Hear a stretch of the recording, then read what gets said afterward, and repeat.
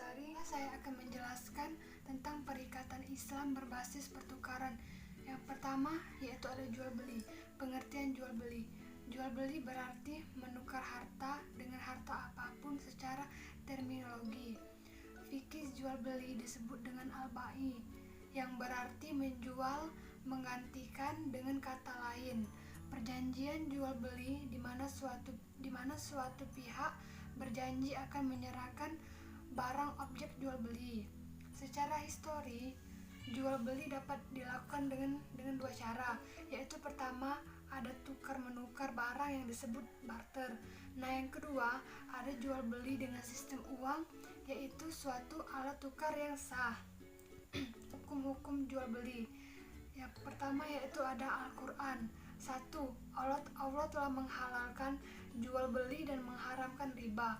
Nah, dan yang kedua ada dan persaksikanlah apabila kamu berjual beli. Al-Quran surah Al-Baqarah ayat 2. Nah, dan yang ketiga, janganlah kamu saling memakan harta sesama dengan jalan yang batil. Nah, yang keempat, tidak ada dosa bagimu untuk mencari karunia. Nah, yang kedua yaitu ada al-sunnah. 1.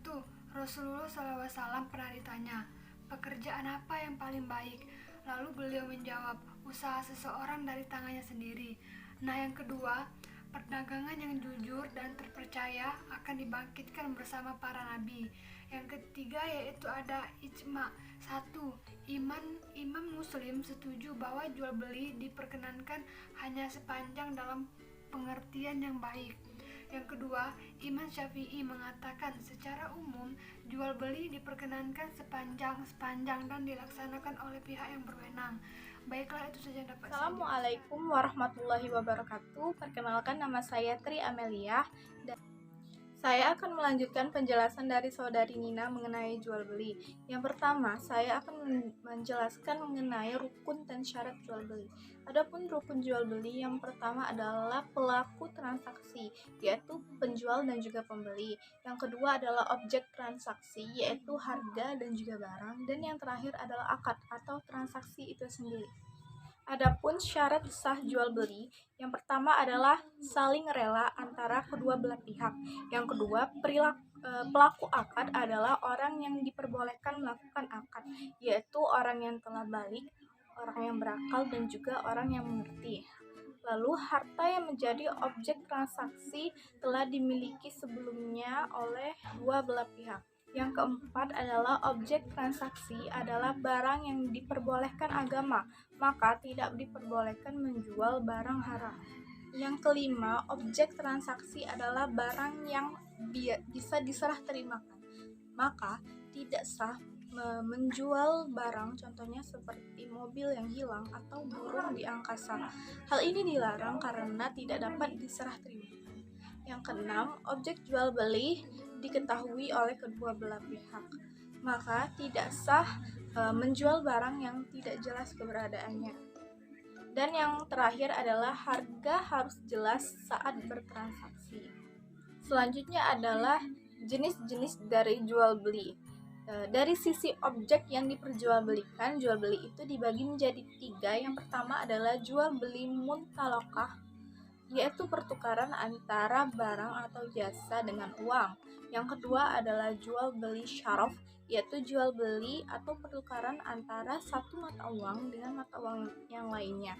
Yang ketiga adalah jual beli muqayyada, yaitu jual beli antara barang dan barang atau yang biasa disebut dengan barter.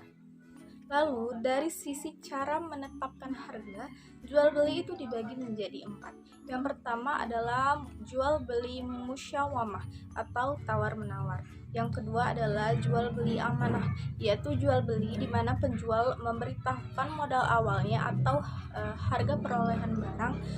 Dan juga jual beli amanah ini dibagi menjadi 3. Yang pertama adalah jual beli murabahah, yaitu jual beli ketika penjual menyebutkan harga pembelian barang dan juga keuntungan yang diinginkannya. Yang kedua adalah jual beli muwadda'ah atau bai al-wadiyah atau potongan harga yang biasa kita kenal dengan diskon.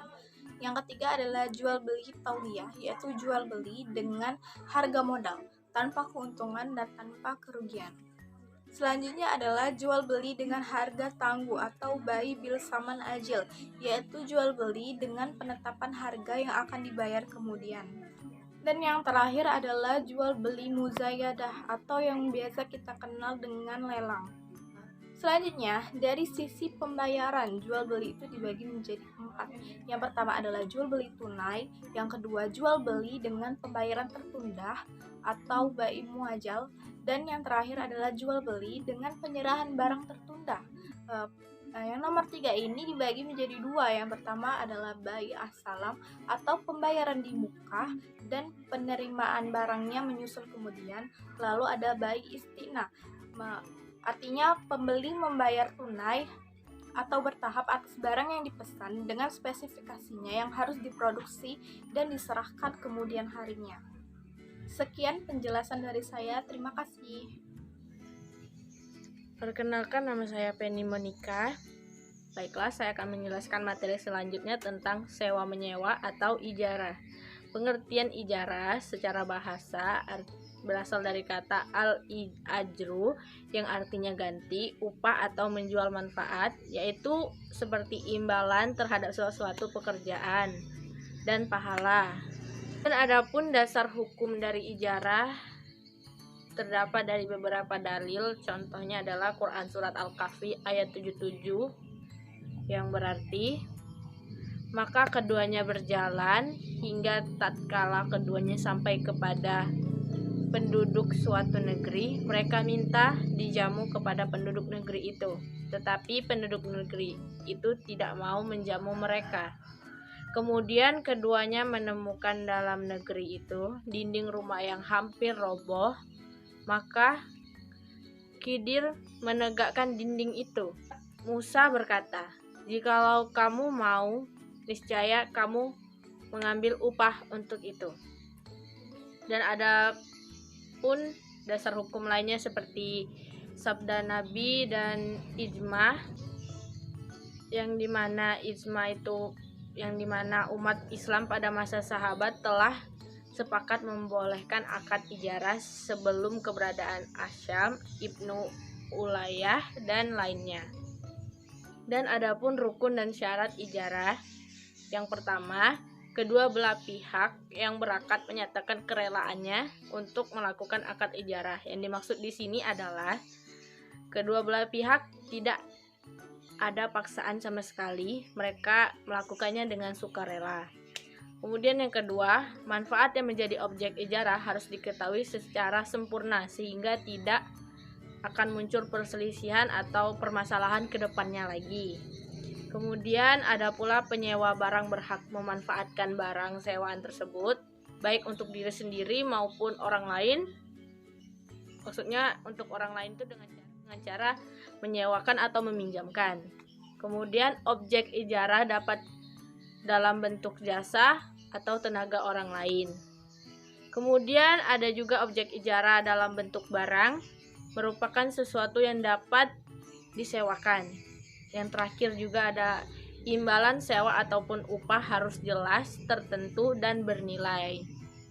Dan adapun hukum-hukum syariah yang mengatur pokoknya, yaitu jasa atau manfaat yang akan diberikan oleh aset yang disewakan tersebut harus tertentu dan diketahui dengan jelas oleh kedua belah pihak.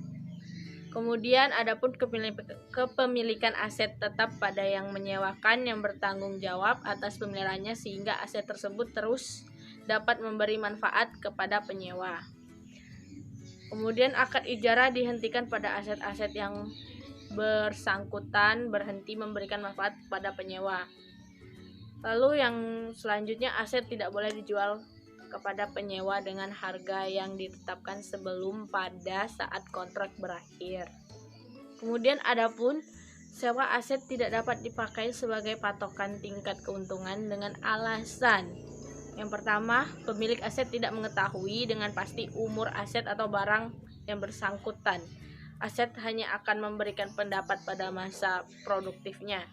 Selain itu, harga aset tidak diketahui apabila akan dijual pada saat aset tersebut masih produktif. Kemudian yang kedua, pemilik aset tidak tahu pasti sampai kapan aset tersebut dapat dapat terus disewakan selama masa produktifnya pada aset sewa pertama berakhir. Pemilik belum tentu langsung mendapatkan penyewa berikutnya. Oke, sekian penjelasan saya. Terima kasih. Wassalamualaikum warahmatullahi wabarakatuh. Assalamualaikum warahmatullahi wabarakatuh. Perkenalkan, nama saya Boki Adistio. Baiklah, saya akan melanjutkan penjelasan dari saudari Penny Monica. Yang keempat, sifat jenis dan konsekuensi hukum ijarah. Ijarah menurut ulama Hanafiyah adalah akad lazim atau mengikat. Hanya saja boleh dibatalkan dengan sebab adanya uzur seperti meninggalnya salah satu pelaku akad, yaitu penyewa atau orang yang menyewakan. Dan menurut mayoritas ulama dari kalangan Makkiyah dan Hanabiyah, ijarah tidak batal dengan meninggalnya salah satu pelaku akad karena ijarah adalah akad lazim dan akad muawaddah, maka tidak batal dengan meninggalnya pelaku akad. Akad ijarah diklasifikasikan menurut objeknya menjadi dua jenis, yaitu ijarah bi al-qua'ah dan ijarah bi al-manfaat. Yang kelima, berakhirnya akad ijarah. Yang pertama, terjadinya cacat pada barang sewaan yang terjadi pada tangan penyewa. Yang kedua, rusaknya barang yang disewakan seperti rumah menjadi runtuh dan sebagainya. Yang ketiga, rusaknya barang yang diupahkan seperti baju yang diupahkan untuk dijahitkan.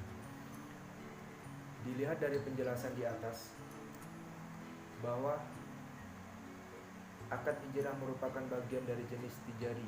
Dalam fikih klasik, tijari dikenal muawaddah, yaitu menghitung pokok harga sebanding dengan pemberian yang diperjanjikan oleh kedua belah pihak yang melakukan akad. Selanjutnya C, perikatan Islam berbasis pertukaran lainnya. Yang pertama, ju'alah. Yang kedua, samsara atau keperantaraan. Yang ketiga, al-rizki atau gaji yang diambil dari bendahara negara. Yang keempat, wakalah atau kuasa. Yang kelima, ikalah atau pementasan akad. Yang keenam, sul atau perdamaian. Yang ketujuh, sub'ah atau hak diutamakan untuk membeli. Baik, demikianlah penjelasan dari kelompok kami. Terima kasih.